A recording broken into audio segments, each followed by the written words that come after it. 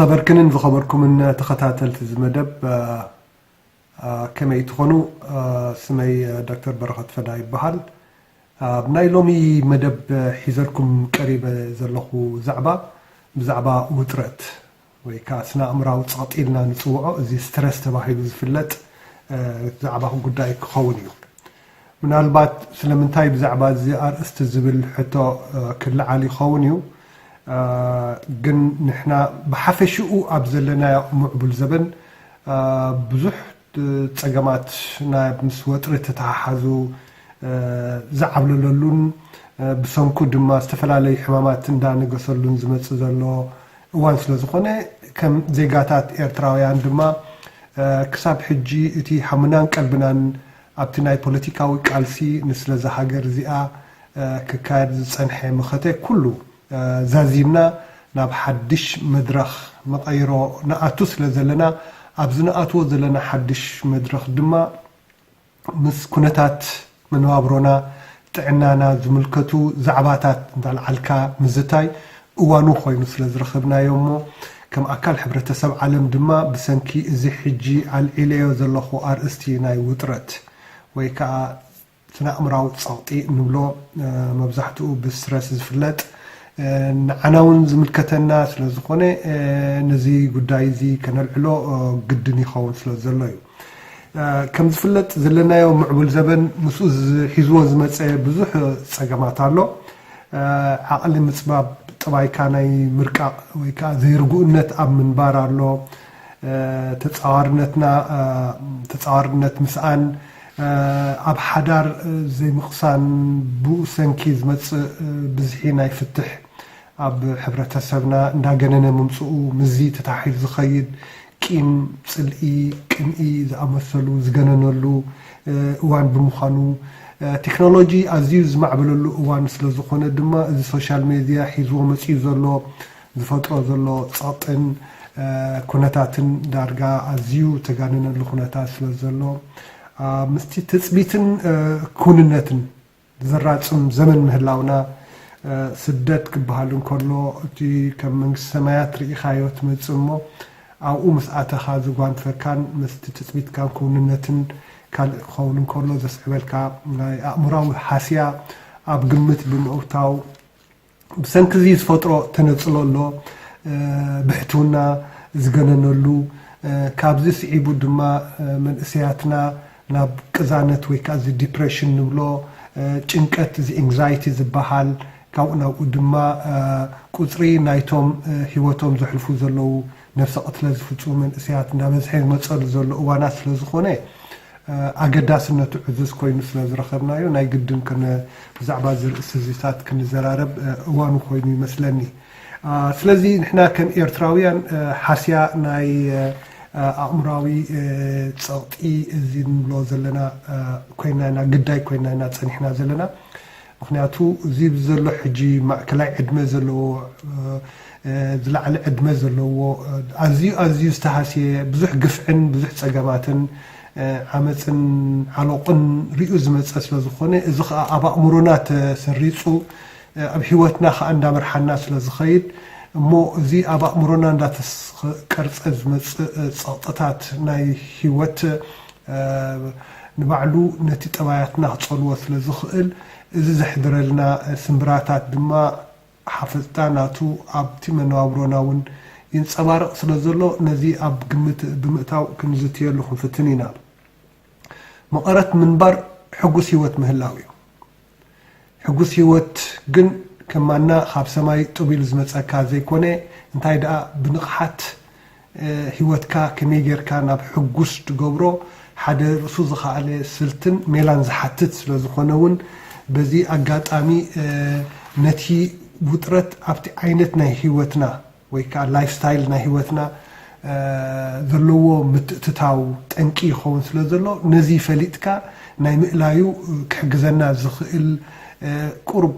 انفت انت قريبنا حجا زخ خون سلازخيل زيغاتاتنا وكاب زخطقوم سلازخيل زبلي ابتفلالي وانات تفلالي سبات بزعبا زرستات نامصو ابتي اونتاو تحساسبا ام معبال يخون هيوتكا حقوس كين كان مخاد زكايد بزح تفلالي مدبات حد جزء حالف تريقها أزي أونتاوي زخد فعلون كمزحن زلوا كتابعون زلوا بزعبا نابتي كندي أرستي كدم تاوي جن انتايو عبزنا يلومي بزعبا وترت إلنا النزارو أرستي إزي أنا زهو زلخو مدب حدا رؤسو زخالي مفتحين نايت أجمعات كم زي كونه انتاي دقا قرب موكسي مبقتاو زخون حبريتان محابن حدا دحر بايتاوي كأني إذناي بلاتفورم نعنا كم زي قاتات بزعبا زقوداي زر استين ودحر حجي كنزرارو ولو خمزلنا حدا بايتا خنصفرنا زخل نخخون تباهي زقرب زلو دا أمبر حدا رؤسو زخالي فتح كم زي كونه ندحبركو من البات مستي تتصنيح زقربو كونتات أمرو زلو زيغاتات ندحر لنا خوينا أبتي أكابينا نزركبو سمويا مسنا سنا أمرو سنا لبونا زلو كإلاتات سمويا تماخيركا زدلي حاجز مركب أقداس سلوز خونه كوادا زي عينة مدبزي نخمزي عينة برنامجات زترابع كم زخونه بمجمرتا حبر فتو تاسعيبه كم لبوا خبلا زدلي بزعبا وترت بزعبا ستريس بزعبا سنا أمرو تصاطي كنزارب ندحر كوينا أمرونا زكايد ناي كمامات زيهم هرمون ملواتات منزعتي ناي كمامات ببزحي زكايد لزلو مسرح سلازخونه ازي كي سجرنا يخن حلفاي نخلينينا عينين سجرنا يخن حلفاي يقبعنا نيو كنا يقدن كنا العلون كنا زتيلون سلازخونه من البات اوقاتي مزرابي زي ترفني قربنا اكاديميكا والمسيلو خير رايكم بصمونا تكتاتو المخدليه مخنياتو اوشت امرنا اوشت حنقولنا خمي غيرهم يوم تم قامات زسرحو اندحر فليطنا طراحينا نتي دحر كم ساعدين ديو نتنقديو نخنقواصرو انتي كنغبر لنا نزبل نزراربلو حدا مبعتاو زخونه مردعتا حجزنا سلازخل ابزياتن كتسوهللون كدلي مالتيو قال اتي ابز تقملو قالات منالبات اتناي تግርኛ قالات بوغني تزامادي استقراربه مستنايتي انجليش زقرب زلو الى سلاز حسبكو بو مخنياتيو منالبات كالوت مزميازي قربت زلكم انت داني بزعبو كتزاربو وي كاني ترغم كتغلطو نغرات الله خوينون رغده زياده ابكال اغاطاميتات نتن تقملو قال حبر رقاحينا كلنا حد እንዳሆነ نخمص تسفا يقبر نحججن بوغني يخوني لتقمي يحجزي لزولكو قالات ناي تግርኛ ናብ انجليش ترجمه زقربكو وكسكتني بزعبا وطرت اندحر دعا كنزارب كوينا مبزحتو غزي وطرت بألوتا يزغلص فلمنتاي ግን بألوتا زغلص ምክንያቱ ኣብዘለና معبول زبن وطرت حدي كابتي أزيو منوابرو ناي دق سبات زمرز زلو تنكي ناي تفلالي حمامات ناخوني متصل زلو بزي كاني ناي سنا امرو تمرامرتي اب حدا جمجام بمبصح نوطرت بحدا الوتاو ملكع كوينو نخقرب دريخ والله بناي بحقي كريون دحر كوينا جن سمعيت سلازخونه ابتي ناي فلقتاوي اقراربا ناي مصاصا ناي دق سبات ابتي ايفولوشنري بروسيس معباله ناي دق سبات اذ وطرت نبلو زلنا جن ندحنتنا تباهيلوس بفطرت استعدلنا هي مخانو ابز قديمنا كلنا نجذب كنكلالنا سلازي وطرت حما ايكونن انتاي دا اغداسي زغبرو مخنيات وطرت ندق سبات ابز حج بصحنا يا زلنا معبل زبن تمرامرتي نعلم مسألة نخن كيطرح ذيكونا نعلم نخن كيرا عبد الرجال بصحنا يا زلنا معبلنا يدق سبات نخن بصح خيلونا زلو توطرتيو هنا توطرت انحرار له خوينو بدهولو نتبدهو نختقطم كا تبلحتنت الله من قدي ناي مفتحي ناي صقمات كان نختقبر تكايدلو مسرح سلازخونه ايو هنا توطرت نبلو زلنا مست كله محبراوي ባህላዊ ፖለቲካውን ወሎ ሁሉ مسؤ ተላዕቲቱ ዝመጽ ኣብቲ ሕብረተሰብና ምሳና ዝነብር ኩነታት እዩ ውጥረት እንተ ደኣ ዘይሐልዩ ደቂ ሰባት ክን ኣብዚ ዘርኢ ቀጻልነቶም ከውሕሳይ ምተኻለ ነይሩ ክበሃል ከሎ ምክንያቱ እንተ ደቅ ሰባት ናይ ቀዳሞት ደቅ ሰባት ኣብ መንጎ እንተ ደኣኒ ሓደ ንዕኦም ክበልዖም ዝመፀ ኣራዊት እንድሕራሎሞ ፍርሒ ዝበሃል ነገር ኣብ ሰውነቶም ድሕር ዘይብሎም ኮይኖም እዛ ነፍሲ እዚኣ ድራር ኣንበሳ ወይ ከዓ ድራር ነብሪ ኮይና ክትሓድር ማለት እዩ እንተ ደኣ ክትነብር ክትቅፅል ኮይና እቲ ዘርኣ ከተመሓይሽ ከተመሓላለፍ እንድሕር ኮይና ግን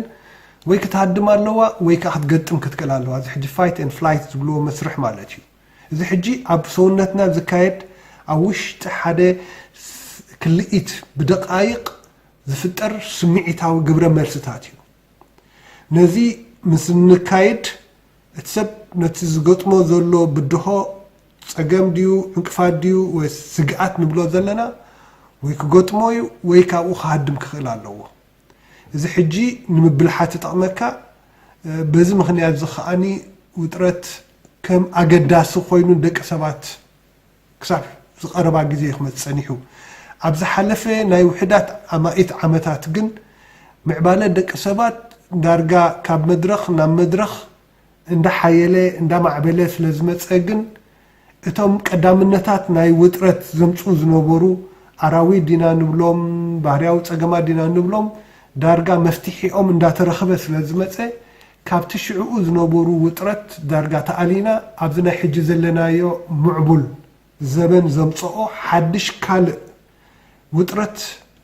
ኢልና ንፅውዖ ወይ ከዓ ናይ ፀቕጢ ናይ ስነ ኣእምሮ ዝፈጥሩልና ኩነታት ስለ ዝኣተና ካብቶም ናይ ቀዳሞት ዘርኢ ደቂ ሰባት ዝነበረ ውጥረት ይፍለ ስለ ዘሎ እዚ ውጥረት እዚ ከዓ ኣብ ክንዲ ንእዋኑ እቲ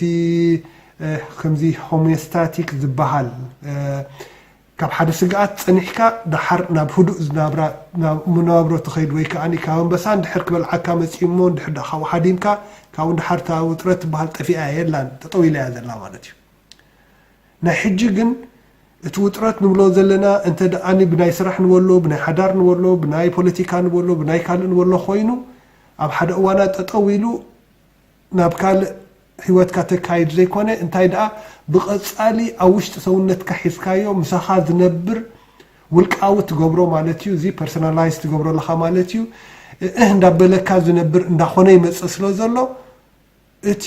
ክኾኖ ዝግብኦ ዝነበረ ውጥረት ናብ ካልእ ምዕቡል ውጥረት ተቐይሩ ስለ ዘሎ ብሰንኪ ዝፍጠር ዘሎ ከዓኒ ኣብ ናይ ኣእምሮ ዝፍጠር ኬሚካልስ ቀፃሊ መንዛዕቲ ናይቶም ሆርሞንስ ዝበሃሉ ኣለዉ ሕጂ ፅንሕ ኢላ ከኣትዎ ክፍትን የኸረድአኩም ንሱ ከላዓዕል ይጅምር ስለ ዘሎ እቲ ውጥረት ኣብ ክንዲ ጠቃሚ ወይ ከዓ ሓጋዚ እዩ ተባሂሉ ክግምገም ናብ ጎዳኢ እዩ ተባሂሉ ንክመፅእ ኣኽኢልዎ ኣሎ ማለት እዩ እዚ ሕጂ ምስ ዘመንና ምስ ምዕቡል ዘበን ዝመፀ ስለ ዝኾነ ብሰንኪ ናይ ምዕቡል ዘበን ዘምፅኦ ምዃኑ ተረዲእና ክንግምግሞ ንኽእል ኢና ከመይ ገይሩ ግን ውጥረት ዝሰርሕ ንዝብል ሕቶ እንድሕሪእና ኮይና መጀመርታ ብክልተ ገባቢ ዝካየድ እንተ ደኣ ሓደ እቲ ውጥረት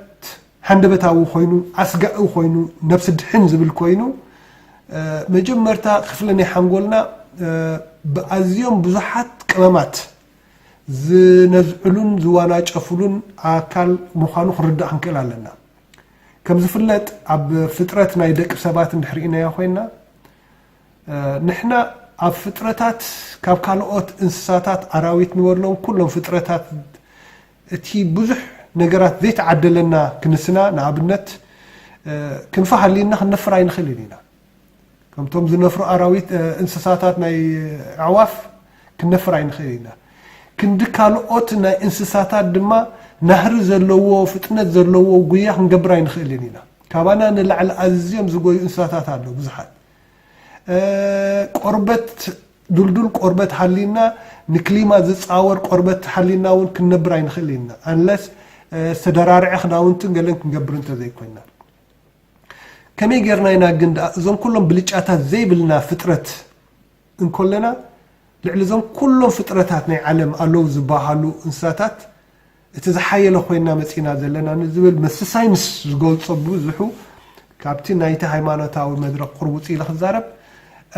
ኣብ ኣእምሮ ናይ ደቂ ሰባት እቲ ኣእምሮና ዝፈጥሮ ኬሚካልስ መንዛዕቲ ኣዝዩ ዝተራቐቐን ዝበዝሕን ስለ ዝኾነን ካብ ናይ ዝሓለፈ ታሪኽናን ንዝመፅን ክንሓስብ ዘኽእለና ናይ ነርቭስ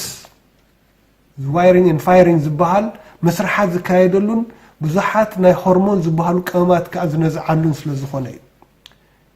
እዚ ሕጂ ብዛዕባ ኣእምሮ እንድሕር ክንዛረብ ኮይና ናይ ሎሚ ሳይንቲስት እዞም ናይ ስነ ኣእምሮ ዘፅንዑ ኒውሮሳይንስ ዝበሃል ኣብዘን ዝሓለፈ 10 ዓመት ጥራሕ ተረኺቡ ዘሎ ኣፍልጦን ርድኢትን ብዛዕባ ኣእምሮ ናይ ደቂ ሰባት ካብቲ ናይ ቅድሚ ሕጂ ዝነበረ ናይ ማኢት ዓመታት ንላዕሊ ዝሰጎመ ኮይኑ ተረኺቡ ዘሎ ሕጂ ኻ ኤክስፖኔንሻሊ ማዕረናቱ እንዳሰጎመ ኸይድ ስለ ዘሎ እቲ ርድኢትና እንድሕር እንዳረኣና መፂና ኮይና ኣብዚ ብዙሕ ቅመማዊ መስራሓት ይካየድ ንኣብነት ስግኣት እንድሕር መፂኡ ኣብቲ ስግኣት ነዚ ስግኣት እዚ ዘንብብ ሓደ ኣካል ናይ ሓንጎል ኣለና እዚ ኣሚግዳላ ዝበሃል ክንዲ ዓተር ትኸውን ኣብ ውሽጢ ናይ ሓንጎልና ዘላ ክፍሊ እያ እዚኣ ስግኣት ጥራሕ እያ ተንብብ ነዛ ነፍሲ እዚኣ ኣድሕና ዝብል ስግኣት እንድሕር ኣሎ ኮይኑ ንኣብነት መኪና እንድሕር ደኣኒ ክትረግፀካ ትመፅእ ኣላ ኮይና ሃንደበት ካብቲ ቦታ ርሕቕ ኢልካ ናብ ካልእ ከተስሕቶ ናታ መኪና እንድሕር ደኣ ክትገብር ኮይንካ እዚ ናይ ስፕሊት ኦፍ ሰከንድ ንዛረበሉ ዘለና መስርሕ ኢና ንዛረብ ዘለና ኣብዚ እዋናት እዚ ኣሚግዳላ ትበሃል ናብቲ ሃይፖታላመስ ዝበሃል ክፍሊ ሓንጎል ካልእ ሓደ ኤሌክትሪካል ዝኾነ ቅመም ትሰድድ እሞ ንሰውነት እዚ በቲ ናይ መትንታት ናይ ኣካላትና ሲምፓቴቲክ ነርቨስ ሲስተም ዝበሃል ቅጽበታዊ ዝኾነ ሓደ መልእኽቲ ይመሓላለፍ ማለት እዩ ኤፒኔፍሪን ኖርኤፒኔፍሪን ዝበሃሉ እዚኣቶም እንታይ እዮም ዝገብሩ እዋናዊ ቀልጢፎም ነቲ ኣካላትና ማስልስ ስሒቦም ናብ ሓደ ቦታ ናብ ካልእ ከም ትኸይድ ገብረካ ኣሎ ማለት እዩ ሕጂ እዚ ቅጽበታዊ ዝኸውን ዘሎ እዚኣ ተቐዳመይቲ ክፍሊ እያ ናይቲ ኣብ ሓንጎል ዝካየድ መንዛዕቲ ናይ ሆርሞንስ ትገልጽ እያ እታ ካልአይቲ ብደቃይቕ ዝኸይድ እዩ ከም ዝበልናዮም ኣሚግዳላ እንድሕር ኣሎ ናብ ሃይፖታላመስ ዝበሃል ክፍሊ ይኸይድ ካብኡ ናብ ሓደ ፒቱታሪ ዝበሃል ካልእ ክፍሊ ናይ ሓንጎልና እዩ ኣብኡ እቲ ቅመም ምስ ነዝዐ እንደገና ናብ ኣድሬናል ግላንድ ዝበሃሉ ፅክታት ጥቃ ናይ ኩላሊትና ዘለው ናብኣቶም ሓደ መልእኽቲ የመሓላልፍ እሞ እዚኣቶም ናብ ደምና ዝነዝዕዎ ኮርቲዞል ዝበሃል ሆርሞን ኣሎ እዚ መስርሕ እዚ ምናልባት ኣካዳሚካዊ ክመስል ይኽእል እዩ ስለምንታይ ድልና ንሕና ክንፈልጦም ክትብሉ ትኽእሉ ኢኹም ግን ናይዞም ሆርሞናት እዚኣቶም ምልውዋጥ እንታይ ይመፅእ ኣሎ ማለት እዩ ኩሉ ሻዕ ኣብ ውሽጢ ሰውነትና ዝካየድ ለውጥታት ይመፅእ ማለት እዩ ክልተ ዓይነት ለውጢ እዮም ዝመፁ እቲ ኣካላዊ ለውጢ ዝበሃል ኣሎ ሕጂ እቲ ኣካላዊ ለውጢ ንብሎ እንታይ እዩ ህርመት ልቢ ይጅምር ንኣብነት እንድሕር ሓደ ሰብ ፈሪሑ ወይ ሓሪቑ ወይ ስግኣት ሕዲሩ ወይ ፍርሒ ኣለዎ ኮይኑ ዝኾነ ነገራት እቲ ቀዳማይ ነገር ዝገብር እንታይ እዩ ልቢ ብሓንሳብ ክትሃርም ትኽእል እዚ ፍጥነታ ክጅምር እንክእል ኣሎ ክንብል ከለና ኣብቲ ናህራ ጥራሕ ኣይኮነን ዝውስኽ ዘሎ እዚኣ ክነስተብህለላ ዘለና ሓይሊ እውን ዘለዎ ጌራ እያ ትሃርም ሓይሊ ዘለዎ እሞ ቅልጣፈ ዘለዎን እዩ እዚ ክልቲኡ እንድሕር ኢናያ ኮይና ነቲ ዳሕራይ ኣብቲ ጠንቂ ንብሎ ናይ ሕማም ናይ ልቢ ንብሎ ዘለና እንዳበዝሐ ዝኸይድ ከስዕቦ ዝኽእል ሳዕቤናት እውን ስለ ዘሎ ንሱ ምናልባት ፅኒሕ ኢልና ድሓር ክንሪኦ ክንፍትን ኢና ስለዚ እዚ ሓደ ካብኡ እዩ ካልእ እቲ ምስትንፋስ ናይ ልቢ ናይ ሳንቡእ ንምክያድ ሳንቡእና ከማን ኣዝያ ከዓ ክሰርሕ ትጅምር ማለት እዩ ሸውሃት ምግቢ ይዕፆ ርግኣት ናይ ደምናን እንደደኣ ከም ገለ መቑሰልቲ መፂኡ ኣብ ተዳሎ ዘእቱ ሓደ ናይቶም ምርጋእቲ ደም ዘካይዱ መስራሓቱን ኣብ ተዳሎ ይኣቱ ዓይንቲ ቋሕ ይብሉ ምክንያቱ ኩሉ ነገራት ክኸይድ ኣለዎ ጭዋዳታት ይግተር ኩሉ ምክንያቱ ኩሉ ትደማት ናብ ጭዋዳታትን ገለን ይኸይድ ፀላም ከብዲ ከኣኒ ካብቲ ተሓዚኡ ዘሎ ንድሕነት ንዳሕራይ ግዜ ተባሂሉ ተሓዚኡ ዘሎ ግላይኮጅን ዝበሃል ስብሒ ኣምኪኻ ኣብ ግሉኮዝ ዝበሃል ናብ ሽኮራዊ መንገዲ ገይራ ኣብቲ ደምና ተእትዎሞን ሓይሊ ተሰሚዕና ወይ ክንሃድም ዲና ወይ ክንገጥም ኢና ነተዳዶ ነዛ ሰውነት እዚኣ ዘኽይድ መስራሓት ይካየድ ማለት እዩ እዚ ሕጂ ካብ ውሕዳት ደቃይቕ ክሳብ ሓደ ሰዓት ዝኣክል ዝወስድ ግዜ እዩ ሕጂ እቲ ፍልሊ ናይዞም ክልተ መስራሓት ኣቐድማ ኣቢለ ዝበልክዎም ኣብ ሓደ ቅፅበታዊ ዝኾነ ሃንደበታዊ ዝኾነ ዘፍርሕን ዘህድምን መስርሕ ኣሎ ኣብ ካልእኻ ቀሲልካ ባዕልኻ ብሓንጎልካ እንዳስራሕካ እንዳበለኻ ንብረካ ዝኽእል ብቅንኢ ድዩ ብፅልኢ ድዩ ብሕሜት ድዩ ብቃንዛ ናይ ሰውነት እንዳፈጠረ ከሳቀካ ዝኽእል ባይታ ዝፈጥረልካ ውጥረት ዘእትወካ እውን ስለ ዘሎ እዚ ሕጂ እንታይ ዝኸውን ዘሎ ማለት እዩ ቀጻሊ ሓንሳብ ነዛ ነፍሲ እዚኣ ድሕና ዝብል ሓደጋ ዘይኮነስ ብቀጻሊ ዝኸይድ እዩ ስግኣት እንድሕር ኮይኑ ሰውነትና ኣይርድኦን እዩ ቅጽበታዊ ድዩ ወላስ ቀጻሊ እዚ ሕጂ እቲ ዝነዝዖ ኩሉ ሻዕ ከም ነዛ ነፍሲ እዚኣ ንምድሓን ተባሂሉ እዩ ሕጂ ብዚ ትቐንዲ ተዋሳኢ ኮይኑ ዘሎ ቅመም ናይ ሆርሞን እቲ ኮርቲዞል ዝበሃል እዩ እዚ ኮርቲዞል ብብዝሒ እንድሕር ደኣ ክነዝዕ ጀሚሩ እውን ንዳሕራይ ኣብቲ ሳዕቤን ቀሲለ ክሪኦ ክፍትኒ ኣዝዩ ሓደገኛ እንዳኾነ እዩ ዝመፅእ ማለት እዩ ስለዚ ኣብዚ ዘለናዮ ምዕቡል ዘበን እቲ ዘምፀልና ዘሎ ውጥረታት ኣዝዩ ቀጻልን ምሳና ዝነብርን ጠጠው ዘይብልን እንዳኾነ ይመፅእ ስለ ዘሎ ደቂ ሰባት ከኣኒ እቲ ውጥረት ዝበሃል ብባህርያት ዝዓደለና ንእዋኑ ጥራሕ ኣብ ውሽጢ ቁሩብ ደቃይቕ ፀኒሑ ክጠፍእ ዝግብኦ ዝነበረ ሕጂ ግን ምሳና ዝነብር ዓይነት ውጥረት እንዳኾነ ይመፅእ ስለ ዘሎ እቲ ሰውነት ባህርያት ዝዓደለና ኤቮሉሽናሪ መስርሕ ዝዓደለና ናይ ኣገባብ ውጥረት ብጌጋ ክርድኦ ስለ ዝጅምር ዘሎ ኣብዚ ዝተፈጥረ ዘይምርድዳእ ንሕና ደቂ ሰባት ኣብ ቃንዛ ንነብር ፍጥረት እንዳኾና ንመፃልና ማለት እዩ እቲ ካልኣይ ሓንቲ እንታይ ኢለኩም ነይረ ኣካላዊ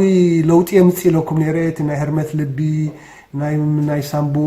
ናይ ኩላሊት ናይ ዓይኒ ናይ ገሌልናያ ነርና ኢና እቲ ካልኣይ ስምዒታዊ ለውጢ የምፅእ እዩ እዚ ኢሞሽናል ወይ ከዓ ሳይኮሎጂካል ለውጢ የምፅእ እሱ ከዓ እንታይ እዩ ዝስማዓና ስምዒታት ማለት እዩ ሓንቲ እንታይ ኢለኩም ብኣካላት ክትሪኦ ትኽእል እዩ ልብኻ ታረም ትጅምር ሳምቡካ ክሰንፍስ ይጅምር ጭዋዳታት ክግተሩ ይጅምሩ ይዕንትኻ ቋሕ ይብል ሊቨር ካብ ፀላም ከብዲ እቲ ዝድለ ቀመማት ክወፅእ ይጅምር ማለት እዩ ሸውሃትካ ይዕፆ ምክንያቱ ነብሲ ድሕን እዩ ዘሎ ኣብ ከምዚ እዚ ኣካላዊ እዩ ናብቲ ስምዒታዊ ንብሎ ዘለና ከዓኒ ፍርሒ ይመፅእ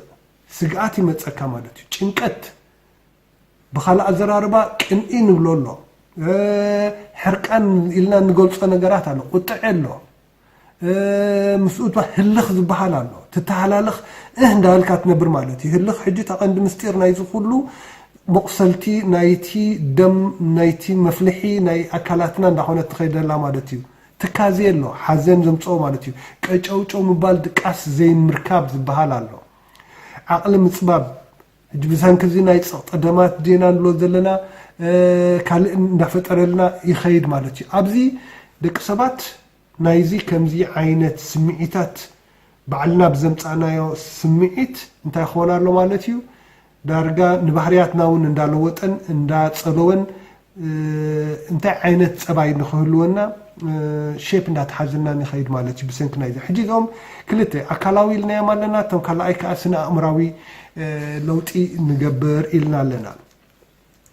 ኣብ ዝተናውሐ እዋናት ሕጂ እዚኦም ድሕዳ ብቐፃሊ ኩል ሻዕ ኸዱ ኣለዉ ናብ ሓደገኛ ወይ ከዓ ናብዚ ክሮኒክ ሕዱር ውጥረት ኢልና ንፅውዖ ናብ ክሮኒክ እንዳተቐየረ እዩ ዝኸይድ እዚ ሕጂ ስምብራት ይገብር ማለት እዩ ኣብ ኣካላዊ ለውጥታትና ኣብ ናብራናን ኣብ ገለንሲ በብዓይነቱ ዓይነት ምልክታት ክህበና ይጅምር ክነሰህለሉ ከማ ንጅምር ኣብ ሓዳር ዘይስኒት ይጅምር ምቁያዕ ኩሉ ሻዕ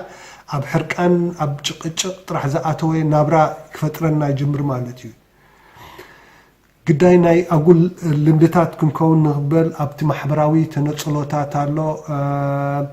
ተፈላለየ ዓይነት ሕማማት ከስዕበልና ክእል ማለት እዩ ሕጂ እዚ እንታይ እዩ ከም ሕማም ከስዐ ሕማም ናይ ሽኮርያ ፀቕጠ ደም እዚ ሃይፐርቴንሽን ንብሎ ብዙሕ ደም ዝብልዎ ማዕረ ክሳዕ ናይ ጥልመት ልቢ ድቃስ ምስኣን ከደቀስካ ክትብል ምሕዳር ኣሎ ሕማም መርዘን ርስኻ ኩሉ ሻዕ ምስ ሕመካ ጭንቀትን ቅዛነትን እዚ ጭንቀት ንብሎ ኤንግዛይቲ እዩ እቲ ቅዛነት ዝበሃል ከዓ እዚ ዲፕሬሽን ዝበሃል እዩ ውዒሉ ሓዲሩ ናብ ነብሲ ቅትለት መርሓካ ማለት እዩ ምክንያቱ እዞም ኬሚካልስ እዚኣቶም ኩሉ ሻዕ እንድሕር ኣብ ሓንጎልና ብዙሕ ግዜ እንዳነዝዑ 10 ግዜ ሳቂዎ ኣለዉ ኮይኖም ምክንያቱ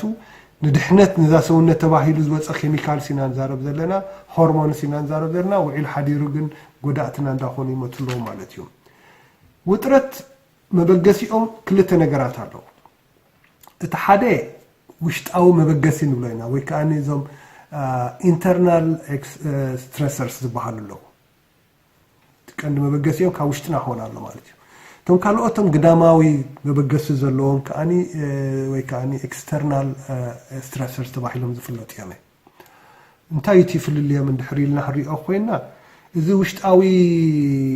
መበገሲ ዘለዎ ውጥረት ኣብ ትሕቲ ቁፅርና ዘሎ እዩ ባዕልና ንነገራት እንታይ ዓይነት ትርጉም ንህቦ ብኸመይ ነሽርፎ ብኸመይ ከፀልወና ኣብ ውሽጢ ኣእምሮና እቲና ኣሰላሲልና ፍርዲ ሂብና ባዕልና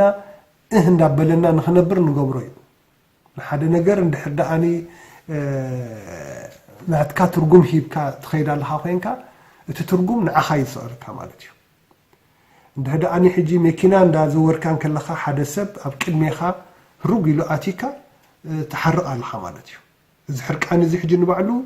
ምስቲ ሰብ ክትፃረፍ ትጅምር ትኸውን ወይ ከመይ ገይሩ ቢልካ ተሃላሊኽካ እውን ቀዲምካዮ ሓሊፍካ ንስኻውን ግብረ መልሲ ክትፍትን እንገለ እንድሕር ኣለኻ ኮይንካ ናይ ኣእምሮ ምርባሻት ኣሎ እዚ ማለት እዩ እዚ ኣእምሮ እዚ ሕጂ እንታይ ክኸውን ኣሎ ማለት እዩ እቲ ካልእ ሰብ ናትና ኣእምሮ ቁርብ ይቆፃፀሮ ኣሎ ማለት እዩ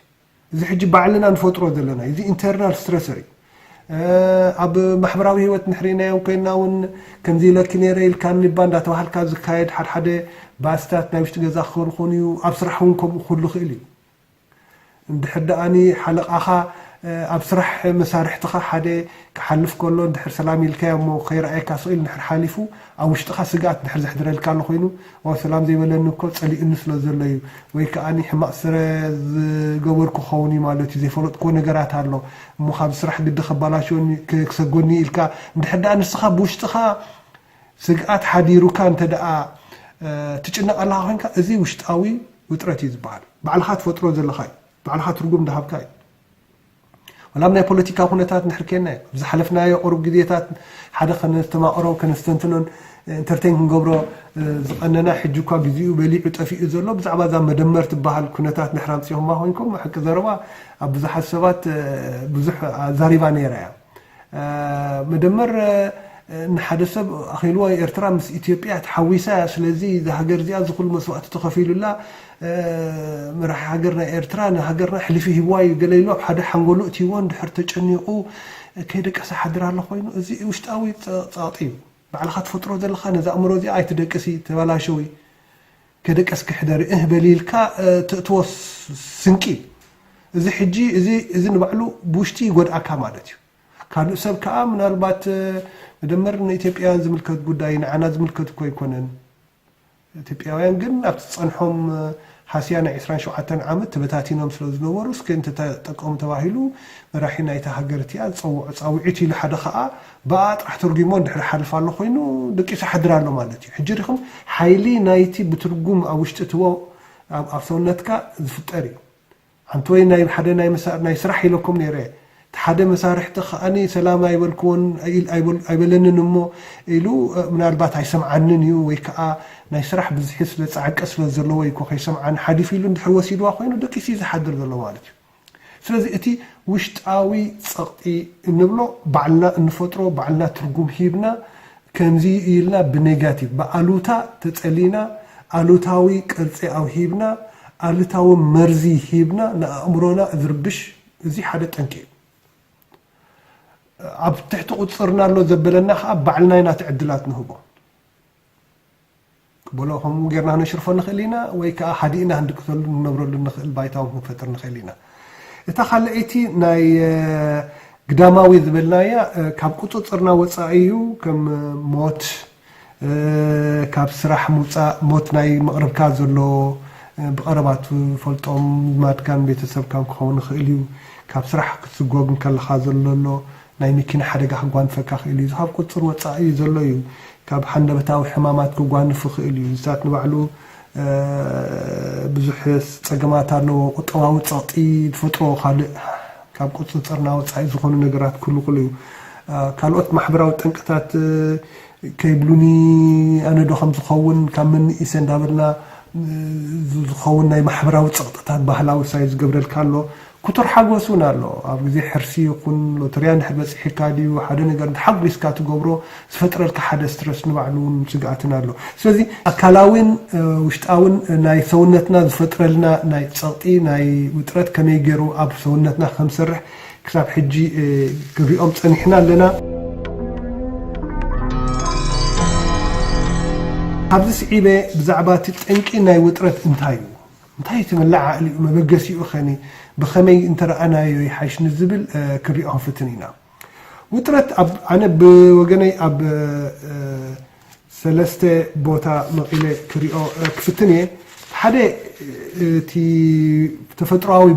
ወይ ከዓ ባህርያዊ ኢለ ዝፅውዖ እዩ እዚ ባህርያዊ እንብሎ ዘለና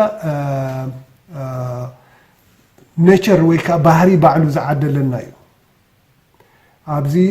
ንሕና ባዕልና እነምፆ ነገራት ኣይኮነን ብሕልፊ ኣብ ደቂ ኣንስትዮ እቲ ባህሪ ዝዓደሎ ሓደ ዓይነት ንጠንቂ ቁልዓት ንክኾና ዝገብሮ ዓብተር ኣሎ ሓፈሽኡ ግን ደቂ ኣንስትዮ ኣብቲ ኣእምሮአን ከምቲ ኣቅድማ ቢልና ዝበልናዮ ዝኽሰት ሓደ ሆርሞን ኣሎ እሱ ከዓ ኦክሲቶሲን ዝበሃል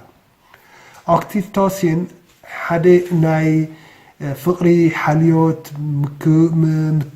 ብሓባር ናይ ምንባር ከምዚ ኮሚናል ህይወት ማሕበራዊ ህይወት ንክህልወካ ዝሕግዝ ቅመም ናይ ኣእምሮ እዩ እዚ ንደቂ ኣንስትዮ ዝያዳ ተዓዲልዎን ኣሎ ስለዝኾነ ኣብቲ ደቀን ክዕብያ ካብቲ ፍልቀታዊ መፃፃት ናይ ቀዳሞት ደቂ ሰባት እውን ንደቂ ኣንስትዮ እዚ ትዕድልቲ ዝሃበን ቆልዑተን ንክዕብያ ተመሳሲለን ክነብራ ከም ዘለወን ንንሕሕደን እንዳተሓጋገዛ ክሰርሓን ክነብራን ከም ዘለወን ዝሕግዝ ስለዝኾነ ሓደ ናይ ሓልዮትን ፍቅርን ተኸባቢርካ ተሓጋጊዝካ ናይ መንበሪ ዘኽእለና ሆርሞን እዩ እዚ ኦክሲቶሲን ኣብ ደቂ ኣንስትዮ ዝያዳ ኣሎ ኣብ ደቂ ተባዕትዮ ትውሕድ ኣሎ የለን ማለት ግን ኣይኮነን እቲ ካልእ ግን ብስፍሕ ዝበለ ንደቂ ኣንስትዮ እቲ ባህሪ ዳርጋ ዝዓመፀን ኮይኑ ይረኣየካ እዩ ምክንያቱ ካብ ግዜ ግርዝውና ፒበርቲ ዝበሃል ዕድሜ 10 ዓመት ጀሚርካ ንዳሕራይ ሓደ ናይ ቅመማት ለውጢ ስለ ዝመፅእ ኣብ ሰውነተን ዘሕድረለን ፍልይ ዝበለ ቃንዛታት ኣለዎ ካብኡ ሓሊፉ ድሓር ናብቲ ወርሓዊ ፅግያት ነዚ ናይ ሚኒስትራል ፔሪየድ ንብሎ ዝመፅእ ወርሓዊ ዘሳቅየን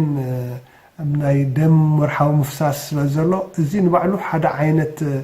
ቅርጥማት እንዳፈጠረ ድዩ ቃንዛ እንዳፈጠረ ድዩ ፀቕጢ እንዳፈጠረ ድዩ ምስ ዘሎ ባህላዊ ዲና ንብሎ ክሊኒካዊ እውን ይኹን ዘምፅኦ ንባዕሉ ሃስያ ሳቅየን ዝመፃ ማለት እዩ ስለዚ ኣብቲ ኣእምሮ ከይተፈለጠን ዘሕድረለን ፀቕጢ ኣሎ እዚ ፀቕጢ እዚ ናብ ሂወተን ምስአን እዩ ዝኸይድ ማለት እዩ ድሕሪ ናይዚ ወርሓዊ ፅግያት ሚኒስትራል ፔሪየድ ኢልናዮ ዘለና ዝኽሰት እዚ ጥንሲ ኣሎ ፕሬግናንሲ ንባዕሉ ኣብ ናይ 9 ወርሒ ግዜ ዝፈጥሮ ብዙሕ ቃንዛታት ኣሎ ምናልባት ንገሊአን ደቂ ኣንስትዮ ከም ሓንቲ መርከብ ኣብ ውቅያኖስ እናንሳፈፈት ብዘይ ዝኾነ ማዕበል ሰለል ኢላ ትኸይድ ከምኡ ክመስል ይኽእል ይኸውን ንገሊአን ግን ኣብ ውሽጢ ውቅያኖስ ትገላበጥ ዘላ ማዕበል እዩ ዝኾነለን ሓርጎፅጎፅ ዝበዝሖ ብዙሕ ብሰልኡ ዘጥፍአ መርከብ ዓይነት ከምኡ ገይሩ ዘሳቅየን እውን ኣሎ እዚ ሕጂ ንባዕሉ ኣብ ኣእምሮአን ዝፈጥረለን ሃስያ እየ ዝዛረብ ዘለኹ ብዘይካዚ እውን ድሕሪ ጥንሲ ዘሎ ትሕርሲ ከምኡ እዩ ብዙሕ ግዜ ገኒኑ ኣይስማዕን እዩ ማለት ከይፈለጥናዮ እናሓልፍ ክንከውን ንኽእል ኢና ድሕሪ ሕርሲ ዝኽሰት ቅዛነት ኣሎ ወይ ከዓኒ እዚ ፖስትፖርቱም ዲፕሬሽን ዝበሃል ኣብ ገለ ደቂ ኣንስትዮታት ብብዝሒ ይርአዩ ኣብ ብዙሓት ደቂ ኣንስትዮታት ይርአዩ ንተወሰነ ዋርሕ ፀኒሑ ውቅስ እንዳበለ ዝጠፍእ ኣሎ ናይ ገሊኡ ከዓኒ እንድሕር ከይለለኻዮ ፀኒሕካ ከዓኒ እንዳሳቀየን ዝኸይድ ደቂ ኣንስትዮታትን ውሕዳት ኣይኮነን ሕጂ ንእሽተይ ግዜ ውስድ ኣቢለ ብዛዕባ እዛ ናይ ድሕሪ ሕርሲ ዘሎ ፀቕጢ ኣብ ደቂ ኣንስትዮ ናብ ገሊአን ብዛዕባኡ ክዛረብ ክፍትን እየ እዚ እንታይ እዩ ዝፈጥረለን ንዓኣተን ሓደ ጭንቀት ዝፈጥረለን እዩ ቃንዛ ኣለዎን ተነፅሎ ይገብራ ማለት ተነፅሎ ክንብል ከለኹ ክርሕቃ ደልያ ካብ ሰብ ክኽወላት ደልያ ትኩዛት እየን ከምዚ ባዶሽነት ትስምዕ ናብ ሂወተንሲ ኣነሲ ሓንቲ ክገብር ዘይክእል እየ እንታይ ዋጋ ኣለኒ ዓይነት ዝብል ሕፅረት ድቃስ ይፈጥረለን ፍርሒ ኣለወን ተስፋ ቆርፃ ብሂወተን ሕጂ እንታይ ይኸውን ቀስ እንዳበለ ናብ ናይ ነፍሰ ቅትለት ገፁ ይመርሐን ማለት እዩ ብመጠኑ እቲ ባህርያትን ይቕየር ኩሉ እዚ ኣብ ውሽጢ 2-3 ሰሙን ዝጀመረ ድሕሪ 4-5 ወርሒ ምስ ገበራ የከለሊኦ ጅምራ ኣብቲ መጀመርታ እኳ ሰኣን ምፍላጥ ስለ ዝኾነ ብዙሕ ዝተብህላሉ ነይነ ትድሕራይ ግን ከምዚ ሕፍረት ኮይኑ ስምዕን ወይ ከኣኒ ከም ውርደት ገይረን ወስድኦ ገበን ኮይኑ ስምዕን ስለ ዝኾነ ይሓብኦ ጅምራ ማለት እዩ ኣብ ክንዲ ዘካፍለኦ ሓብኦ ጅምራ ማለት እዩ ሕጂ እዚ ንባዕሉ ፀፀኒሑ ዝፈጥረለን ቃንዛ እንዳበርትዐ ስለ ዝኸይድ ኣብ ውሽጠን እንዳገበርኦ ስለ ዝኸዳ እቶም መቕረበ ናብኡ ዘለዉ ሰብኣየን ዲና ንብሎም ቤተሰብ ዲና ንብሎ ዘለና እውን ነዚ ነገራት እዚ እንድሕር ከይተረድእዎ እኸዱ ኣለዉ ኮይኖም እንታይ እንዳኾነ ዳኣ ስእላ ትቕየር ዘላ ልክዕ ምስቲ ናይ ሕርሲ ምስ ናይ ድኻማት ክኸውን ይኽእል እዩ ብዙሕ ናይ ሓድሽ ቆልዓ ናብቲ ፋሚሊ ምምፃእ እውን ብዙሕ ኣቓልቦ ስለ ዘይህቡላ ካልኦት እውን ከለልይዎ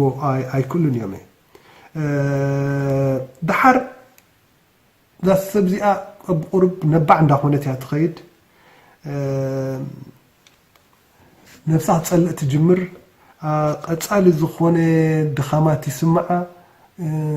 ካብኡ ካብ ሰብ ከምቲ ዝበልናዮ ቅድም ኣቢለ ካብቲ ሕፃን ከይተረፈ ክትርሕቕ ትደሊ ዋላ ናብቲ ናይቲ ቆልዓ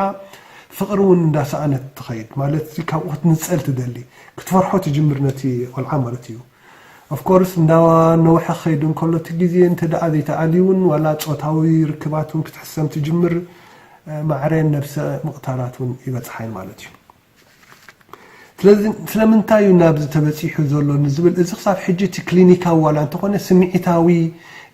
ረቑሒታት እውን ኣለዎ ነዚ ናይ ፖስትፖርተም ዲፕሬሽን ንብሎ ዘለና ድሕሪ ሕርሲ ዝመፃ ደቂ ኣንስትዮ ዝረአ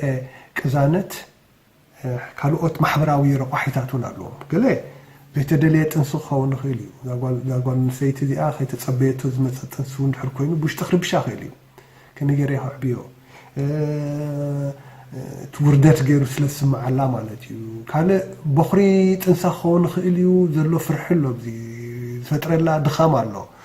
እዚ እውን ንባዕሉ ሓደ ካልእ ርእሱ ዝካልእ ቃንዛታት ኣሎ ክቱር ድኻምን ስለ ዘለዋ እዚ ክቱር ድኻም ዝፈጥሮ እውን ኣሎ ምናልባት ገሊአን ደቂ ኣንስትዮ እውን ኣቦ ተቐበሎ ዘይብሉ ጥንሲ በይነን ክዕብዮ ስለ ዝኾና እቲ ብፅባሕ ንጉ ክሕድረለን ዝኽእል ፊናንሳዊ ድዩ ቁጠባዊ ፀገማት ኣብ ግምት ብምእታው ዝሕድረለን ጭንቀት ኣሎ ኣብ ግዜ ጥንሰን ይኹን ሕርሲ ናይ ቤተሰብ ምክብኻብ ዘይረኸባ እንኮና ኸላ ካልእ ተተረፈ እቲ ወሊዶንኦ ዘሎ ቆልዓ እውን እንድሕር ኣዝዩ በኻይ ነባዕ ቆልዓ ኮይኑ ዝፈጥረለን ካልእ ቃንዛታት ኣሎ ስለዚ እንተ ደኣ እዛ ጓል ኣንስተይቲ እዛ ሓራስ እዚኣ ከምዛ ዓይነት ምልክታት ኣሎ ኮይኑ ብሕልፊ ድሕሪ 2-3 ሰሙን ድሕሪ እቲ ሕርሲ እንተ ደኣ ዘንስዑ ዘለዉ ምልክታት ገይራ ንኣብነት ድቃስ ምስኣን እንድሕር ኣሎ ኮይኑ ብዘይ ምክንያት ክትነብዕ እንድሕር ትጅምር ክሪኢኹም ኮንኩም ካብ ክቱር ሓላፍነት ዝተላዕለ ጭንቀት ዝስማዓ እንድሕር ኮይኑ ኩሉ ሻዕ ኣብ ስግኣት እትነብር ነፍሳ ትፀልእ ካብ ሰብ ትርሕቕ ንቆልዓኣ ቆላሕታ ዘይትብል ከተጥውዎ ድዩ ዋላስ ክትኣልዮ ድዩ ብዙሕ እንተ ደኣ ተገዳስነት ተጥፍኣላ ኮይና እዚኣ ናይ መጀመርታ ቀዳማይ ነገር እቶም መቕርባ ካብ ሰብእተን ጀሚርካ እቶም መቕርብ ወለዲ ዘለዉ ናብ ናይ መወልዳን ሕክምና ቀልጢፍካ ክወስዶን ክኽእልሎም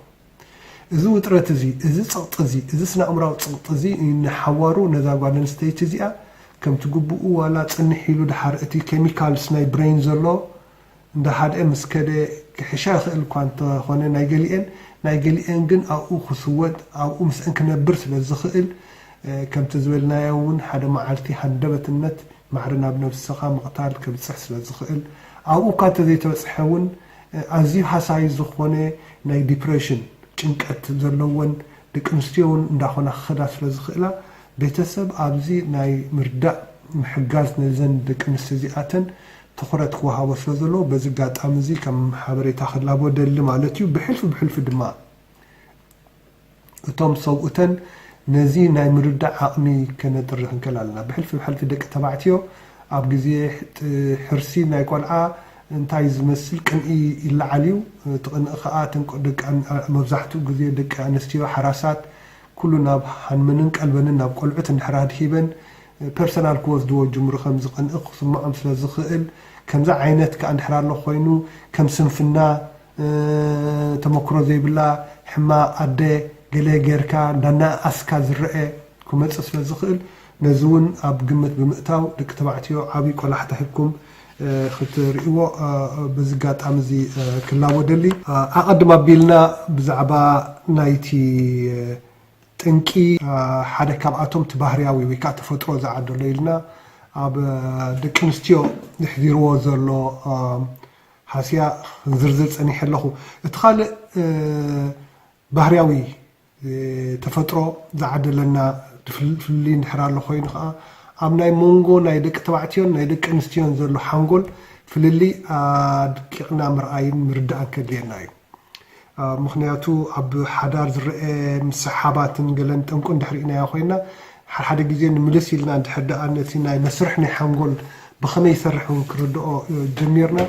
من البات كحجزنا سلازخيليو اتي نايدك تبعتيون نايدك نستيون كم تقدم بلا تقيسيو زنوبركو زبصحنا زلنا ناي نيورو ساينس غيزي نتي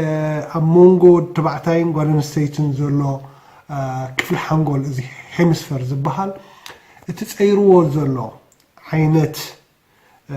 نايتي كفلي نايتي حنقول استفلالي ابدك تبعتيو اتي جراي ماتر تباهيلو زفلت يبزح ابدك نستيخا اتي وايت ماتر يلوم زغول سواي انت حدا انا حدا حنقول اب كلتا تبيح كاري اخايو خينكا ناي حبر فليات ونهبكايو قالي صعداي قالي خا حمخشتاو عينت حبر زلو مالتيو زي من البات بفخص بين منقد قلنا كريون كلنا مالتيو بخميو زي فلليات زي زقلت انتاي ترقم كمان خير عاقنن قرصن نايزي حبر زلو مفلليات انتاي ملك احنا ناخذ نحلنا اخوينا بناي نيورو ساينس نحرينا اخوينا بزح فلليات يزلو ابربعه مسرتاويان زخونو فلليات غير خري اخفتنيات حدث مسرحي تو بروسيسينغ زبحالي معناتو اتي نايدك تبعتيو اتي جراي ماتري بزح يخملون كلنا ناي منتاي زي حدث ني حبريتا نطفتاتن زملكت كوينو مبزحتو غزي نغرات اطيبي زري كما حدا اب غاليريا اندحداني صعدا برهان نفتا مچرشا چافتر لها خوينكا اتيمان صقامكا زلو مرأي قديفكا ناب اطرح كتبصحيخا تدلي اب دارغا نابتي ناب ناي تاسك اورينتد كوينو ناب حدا نغرات مبصح طراحيو سمعيتي بزح سمعيتاو مغلصيتات يبلون نتا زدلي اطرح حنسك بصح طراح يزدلي ابناي صعدا ماتر ناي دكنستيو خات صعدا ماتر نبلو زلنا يبزح يزبحالو زلو مخنيات متان تقالاتون كرخبولو سلازي كالكي بغلصلكم زلخو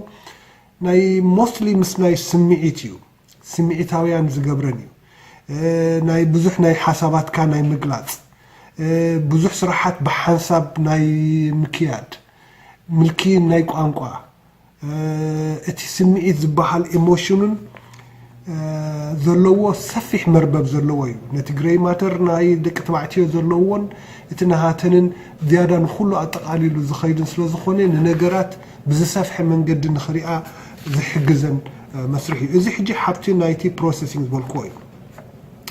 أبزح حجي نبعلو في اللي سلازلوو دك تبعتيو من البات أب حد جزء زي سمعتاويان كنمثل نخلينا بمنصر ناي دكي أنستيو خرّن كله مالتيو سلازي بهاري زعدلو أب تحمل زلو خناتات سلازخوني حد جزء أب تزخصت جريتشت ناي مونغو سواء سبيتين مسكالو ناي صوتا سايزل في اللي زلوو